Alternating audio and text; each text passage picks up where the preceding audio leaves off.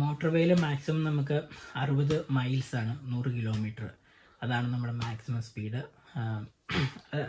അവിടെ ലോക്ക്ഡാണ് വണ്ടി, 60 മൈലിൽ വണ്ടി ലോക്ക്ഡാണ്. അതിനപ്പുറത്തോട്ട് നമുക്ക് വേണമെന്ന് പോകണമെന്ന് വെച്ചാൽ പോകാൻ കഴിയില്ല. വണ്ടി അവിടെ നമ്മുടെ നാട്ടിൽ എന്താ പറയുക, സ്പീഡ് ഗവർണർ ലൈക്ക് അതുപോലെ തന്നെ ഇവിടെ വണ്ടി 60 മൈലിൽ കോച്ചുകളെല്ലാം ലോക്ക്ഡാണ്.